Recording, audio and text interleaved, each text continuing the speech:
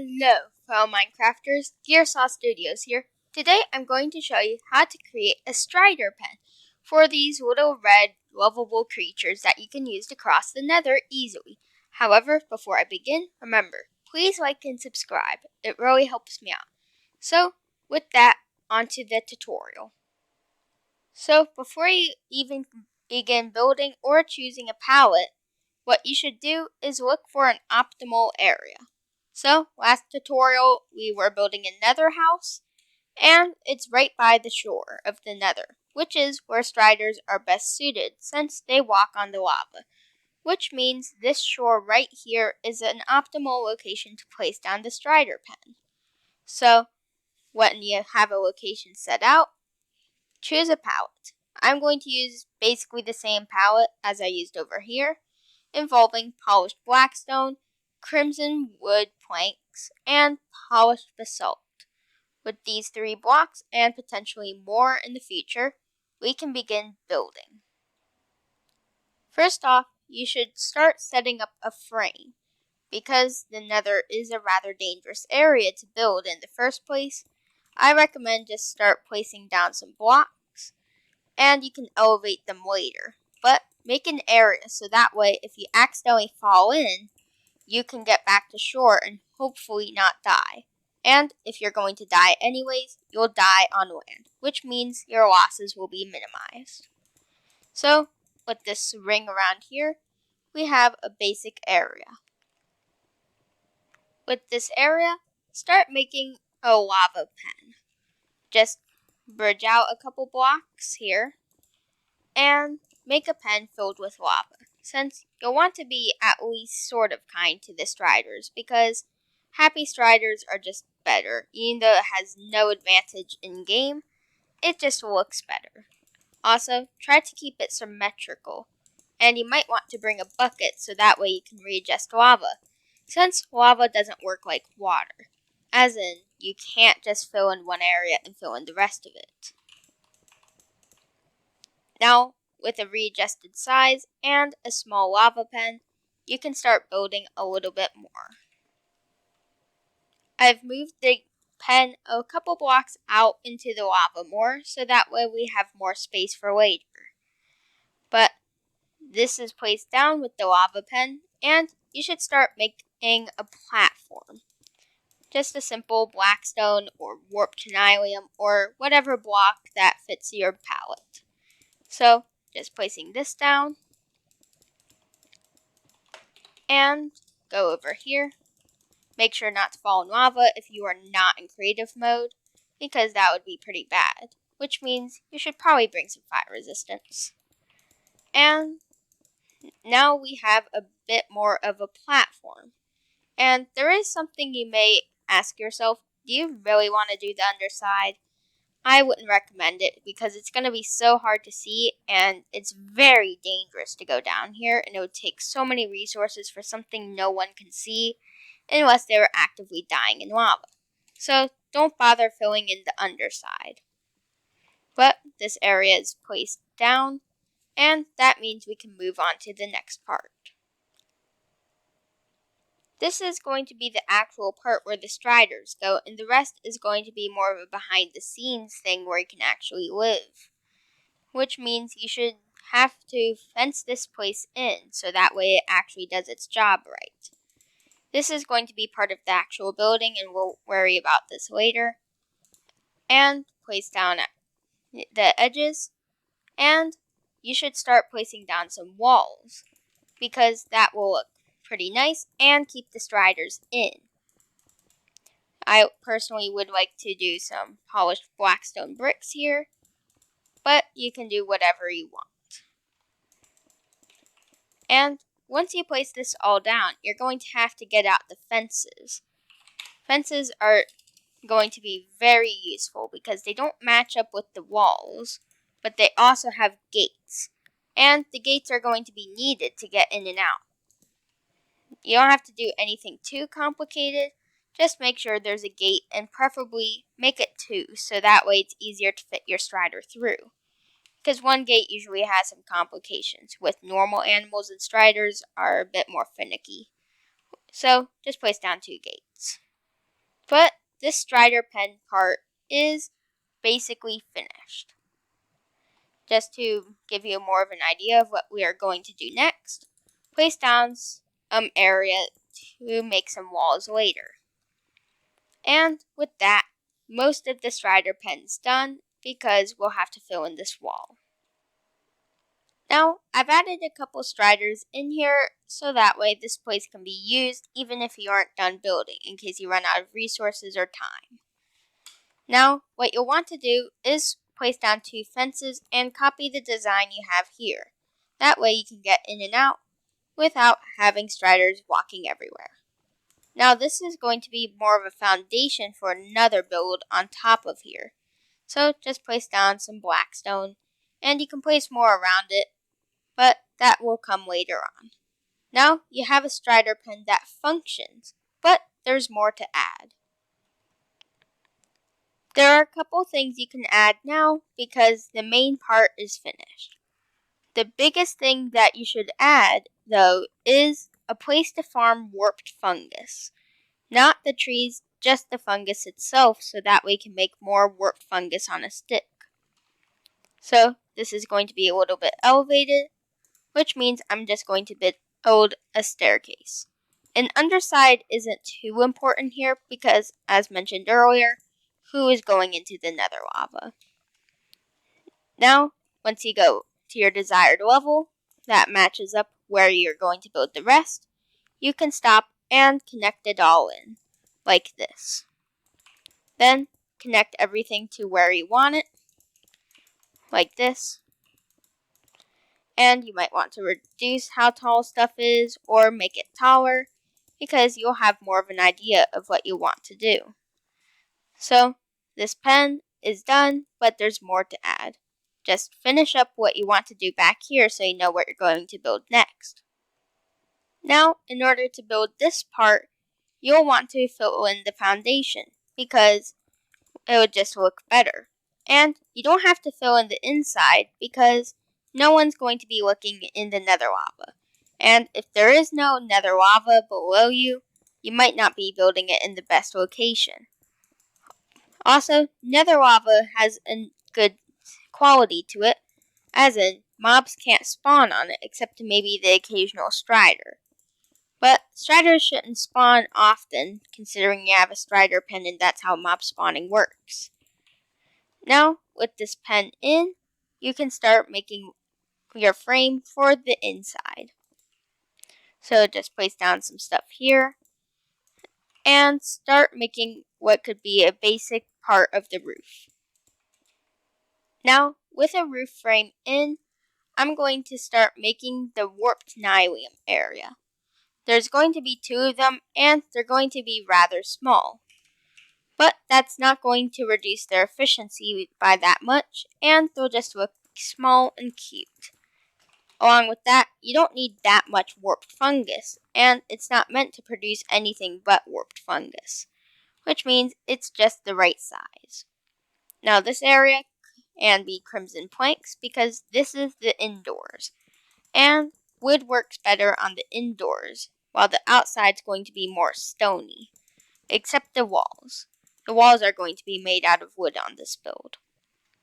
Now, with that put in, fill in the central area, and voila, some flooring is done. Now that it's time for the walls, I've realized I've actually made a little bit of an error. The dimensions of this build don't allow me to have sunken in walls, and I'm going to change that, but make sure that you have enough room to build sunken in walls, because like this build over here, it looks a lot better when the walls are not on the same level as the foundation. So make sure you do that before you begin anything else. Now, prepare to see a bit of a change in the size of the build. So, a couple, maybe 10-15 minutes later, I finally adjusted the size to work with the design I'm going to use. In case you copied me like block per block, I'm very sorry for that. But if you weren't copying me, good for you. You saved yourself some time. So you're just going to have to adjust everything And we are going to worry about the floors in a moment later. And you should start working on the walls now. I'm going to use the same design as I used on that building over there because these two buildings go hand in hand, living in the nether and nether transport. So just start placing down some wall blocks. And with this design in, start copying what I'm doing here. Windows will be used, but that will be added later. Now, with the walls placed in, it's time to work on the floor again. It's going to look a little more strange than usual, but basically the design is going to be using polished basalt in order to divide the rooms where there is polished basalt, and using polished blackstone on everything else, while doing this to decorate the polished blackstone. If that's a little much to take in, just look at what I'm doing right now. As you can see, it's actually kind of simple. And the nylium has already been placed back in. Now, it's time to add the doors. Since this is a crimson build, because it's in a crimson forest, do the doors in crimson. If you're doing this in a warped forest, which makes more sense, do it with warped. If you're in a soul sand valley, I guess use warped. If you're in a basalt delta, maybe use crimson, I'm not sure. But the point is, you use the correct door. And then you just surround the door in some crimson wood. Now, this place is starting to get more complete. I also noticed in my last clip, I accidentally put the doors not sunken in, so some design changes have been made. Now, what you'll want to do is place down some chests. This is so that you can store any of the warped fungus that you gain from this small nylium area. There isn't exactly too much to do here, so they can also be used for string in case you're that desperate for string. So much you'd rather kill striders than go to the overworld and go take out some spiders. But now with some chests in, it's time to start working on the roof. The kind of roof I'm going to use for this build is more of a slanted roof, as in it's going to be more gradual rather than that roof which is a four-sided. For this roof, just start placing down some blocks, and this is the hardest part, placing down the first block. But once you have some blocks placed down, it's pretty easy to get going. You just have to place down the first block, which is almost always the hardest block. And it might take a couple of tries to get it going, so I'm going to have to use a couple tries to get this going because even though I'm pretty good at building, it's still pretty hard. Now that I have the beginning of the roof in, here's what you do in order to make it an actual roof. Place down a stair, then place down some planks, and start placing down stairs again. And make it take longer and longer to go up each time. Or you could just have it take a long time to ramp up here, and you won't have to extend it further, which I think I'm actually going to do instead. Either way, a slanted roof might be a little difficult, but don't let that discourage you. Although it's a hard roof, it's one of the nicer looking roofs. And roofs are always the hardest part of a build, even for me. So don't get discouraged. Once you reach the other side, you might want to start trying to go back down again. And remember to use stairs to make it more gradual. Now, as it goes back down, repeat what you did over here, and you'll have one side partially done. Now, with this side done, just repeat what you did on this side onto the other side. And once you finish that, connect them in the middle. Now, both sides' roofs are done, and gotta say, they look pretty good. Now, you may have been confused what I meant by connect them or how to do that. What I meant is just place down some crimson planks here. And once you fill in these with crimson planks, you can extend them out a little. And what you'll do is extend it to be as if it was also part of the slanted roof, the curved roof thing. And look at that. This side's done. Now go to the other side and finish that. You might also have to make an adjustment there if you're copying. Now, this outside is nearly done. On the inside, you should probably just fill in the roof with some planks of your choice. And once you do that, fill in the windows with glass, because honestly, the Nether has very poor choice of transparent blocks. So it's probably just best to do that. The insides have had their roofs raised up from here to here, just so it looks better from the inside. And that's all the changes I've done. You should probably place down some glass, because I don't think chains would look good, and there's literally no other blocks in the Nether that could look good in this situation. Also, you might have to do stuff here, in case you notice that and it's not connected to a wall.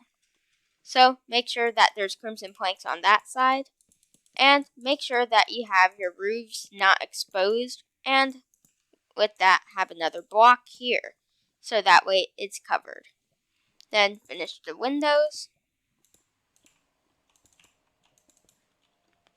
and with that, this build is basically done. And some of the striders have escaped while I was building, so you might have to collect your striders in case they escaped when you increased its size. But this build is done, except with lighting, which is a little bit of an issue. Since lighting is, well, kind of limited in the Nether, lanterns, I believe, would be the best option. You can use chains, but I'm gonna try not using chains. Hang them around. You can use them a lot, but it could light it up too much, so I'm actually gonna remove them here.